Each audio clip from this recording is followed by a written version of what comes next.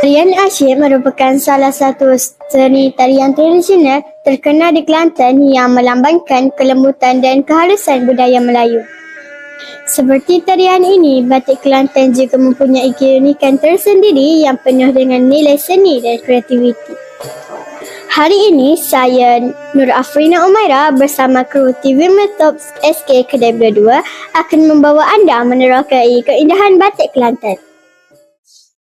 Sekarang ini, saya berada di salah sebuah kilang pengeluaran batik di negeri Cik Siti Wang Kembang. Jom kita lihat apa yang menarik di sini. Wah, cantiknya.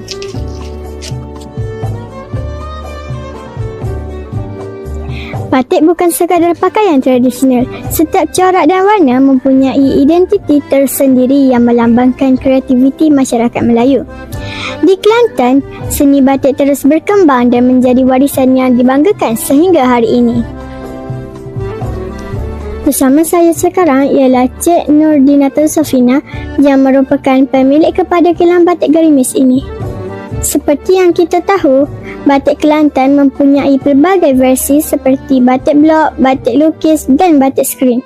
Boleh Cik Fina terangkan apakah teknik yang digunakan di kilang ini? Teknik yang digunakan di kilang ini iaitu batik skrin, yang mana kita akan letak lilin tu atas skrin atau frame yang ditetapkan. Lepas tu kita akan siapkanlah ni kain ni, dan keistimewaan dekat sini juga lilin yang digunakan ni lebih kepada berwarna gold berbanding warna putih. Terima kasih Cik Fina. Boleh ke Cik Fina bawa saya melawat tempat pembuatan batik di kilang ini? Okey, boleh. Jom. Negeri Kelantan sememangnya kaya dengan seni dan budaya warisan yang unik. Daripada alunan dikir barat, keindahan wayang kulit sehingga kelembutan tarian asyik. Setiap warisan membawa identiti dan sejarah masyarakat Melayu yang tidak laput ditelan zaman. Namun, di sebalik keindahan budaya ini, tersimpan satu seni warisan yang masih kekal menjadi kebanggaan rakyat Kelantan. Daripada kain putih ni, nanti kita akan letak lilin atas skrin ni, atas frame ni.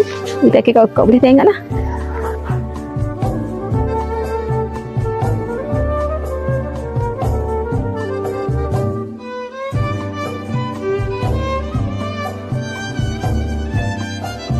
Ni proses untuk kita masukkan warna dalam bunga ni. Setiap bunga ni kita akan color dengan warna yang berbeza.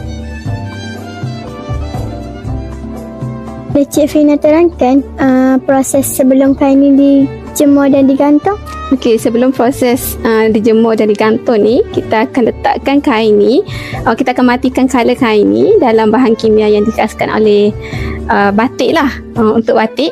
Lepas kita matikan color, kita akan rebus kain ni untuk kita nyahkan lilin, dan lepas tu kita akan jemur seperti ini. Lepas tu barulah boleh proses untuk dijual dekat pasaran. Dalam setiap corak tersimpan sebuah warisan, dan selagi ia dihargai, batik Kelantan akan terus mewarnai identiti bangsa. Warisan bukan sekadar hanya untuk dikenang, tetapi untuk dihargai dan diwariskan kepada generasi akan datang. Batik Kelantan membuktikan bahawa seni budaya mampu terus hidup walaupun zaman berubah. Marilah kita bersama-sama memelihara warisan budaya ini agar tidak hilang di telan zaman.